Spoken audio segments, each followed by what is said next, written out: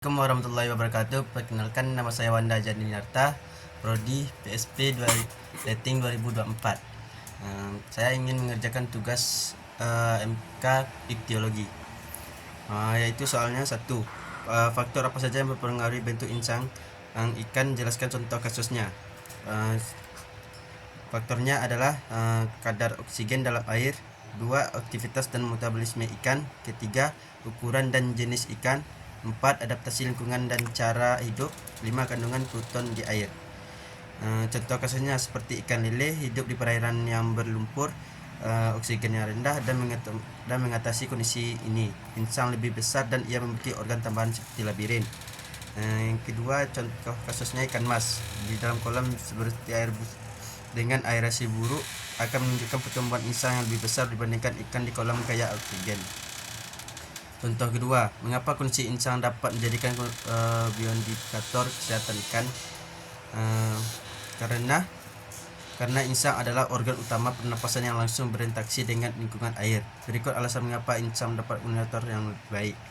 1. Insang sangat sensitif terhadap perubahan kualitas air. 2. Perubahan warna dan struktur. Insang menginfeksi stres atau penyakit. 3. Insang bisa menunjukkan infeksi atau parasit. 5. Indikator efisiensi pernapasan ikan, mempermudah monitoring lingkungan perairan. Kesimpulannya adalah karena insang mudah berinteraksi terhadap perubahan lingkungan, kerusakan atau penyakit, maka penguatan insang dapat digunakan sebagai bioindikator yang efektif untuk menilai kesehatan ikan dan kualitas air tempat ikan hidup. Soal ketiga, benarkah bentuk tulang dipengaruhi pola makan ikan? Jika benar, sebutkan contoh kasusnya. Ya, bentuk tulang ikan dipengaruhi oleh pola makan, terutama terkait dengan cara menangkap, mengunyah, dan mencerna makanan. Adaptasi tulang ini terutama terlihat pada bentuk rahang, gigi, dan struktur tulang kepala berikut. Contohnya ikan nila memiliki rahang yang lebih kecil dan gigi pipi yang mengiling untuk menggiling tumbuhan air.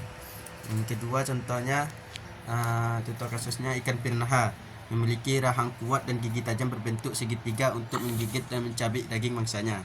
Soal keempat, apakah struktur rangka dapat digunakan sebagai metode identifikasi ikan? Jelaskan lebih detail. Ya. Jawabannya ya. Struktur rangka dapat digunakan sebagai metode identifikasi ikan, terutama dalam taksonomi dan studi evolusi ikan. Struktur rangka mencerna adaptasi ekologis, pola makan, dan hubungan evolusi suatu spesies ikan. Beberapa bagian rangka yang sering digunakan dalam identifikasi adalah tengkorak, tulang rahang dan gigi, tulang sirip, tulang punggung, dan tulang insang. 5. Faktor apakah yang dapat mempengaruhi perbedaan morfometrik pada ikan dengan spesies yang sama namun jenis kelamin yang berbeda? Serta jenis yang sama namun habitat hidup yang berbeda. Perbedaan morfologi pada ikan dengan spesies yang sama dapat dipengaruhi oleh beberapa faktor, yaitu yang pertama, faktor yang mempengaruhi perbedaan morfologi berdasarkan jenis kelamin. Dapat 3 bagian, yaitu hormon dan perkembangan seksual. Yang kedua, strategi reproduksi. Ketiga, adaptasi untuk persaingan. 2. Faktor yang mempengaruhi perbedaan morfologi berdasarkan habitat hidup, yaitu 1. Ketersediaan makanan. 2. Kecepatan arus air. Ketiga, salinitas air tawar, FC air payau, FC air laut. 4. Suhu dan oksigen dalam air. Kesimpulannya, perbedaan jenis kelamin yang dipengaruhi oleh hormon, strategi reproduksi, dan adaptasi terhadap kompetisi. Perbedaan habitat yang dipengaruhi oleh ketersediaan makanan, arus air, salinitas, dan oksigen. Hanya itu dari saya sudahi. Assalamualaikum warahmatullahi wabarakatuh.